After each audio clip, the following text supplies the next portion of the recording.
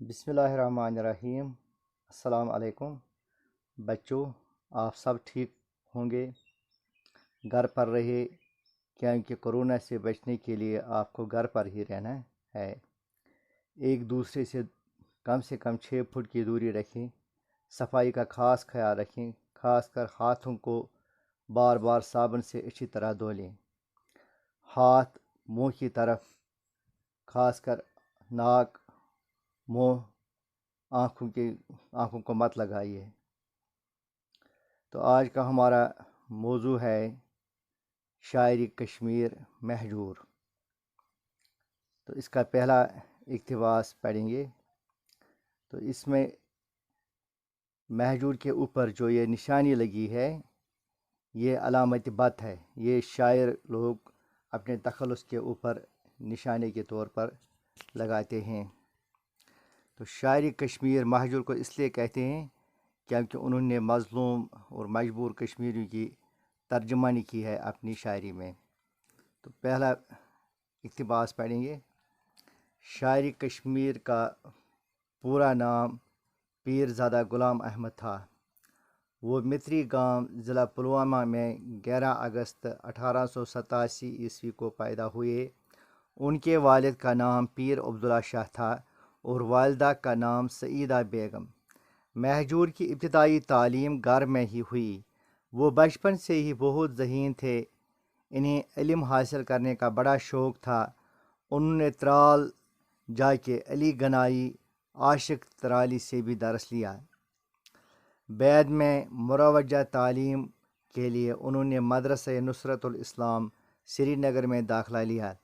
مہجور کی طبیعت میں خودداری تھی، اس لیے پیر مریدی کے آبائی پیشہ پر خود کما کر کھانے کو ترجیح دی۔ اب زیر درس اقتباسات کو سمجھنے کے لیے چند سوال اور ان کے جواب۔ مہجور کا پورا نام کیا تھا؟ جواب: مہجور کا پورا نام پیر زادہ غلام احمد تھا۔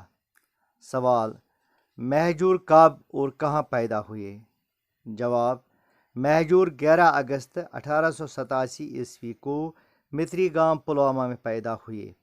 سوال: مہجور کے والد کا نام کیا تھا؟ جواب: مہجور کے والد کا نام پیر عبداللہ شاہ تھا۔ سوال: مہجور کی والدہ کا نام بتائیے۔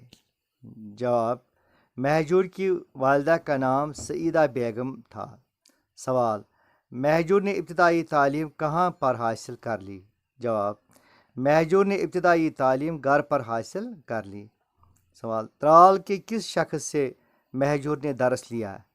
جواب: ترال کے علی گنائی عاشق سے مہجور نے درس لیا۔ سوال: سری نگر کے کس اسکول میں مہجور نے مروجہ تعلیم کے لیے داخلہ لیا؟ جواب: سری نگر کے مدرسہ نصرت الاسلام میں مہجور نے مروجہ تعلیم کے لیے داخلہ لیا۔ چند الفاظ کے معنی بھی لکھ لیجئے۔ مہجور کا مطلب ہے جدائی کا شکار یا جو دور پڑا ہو۔ پیر زادہ، اس کا مطلب ہے پیر کا بیٹا۔ والد کہتے ہیں باپ کو، یہ عربی لفظ ہے۔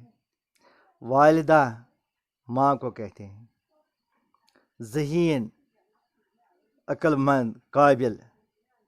مروجہ، جس کا عام رواج ہو۔ داخلہ لینا، درج کرنا۔ شکریہ۔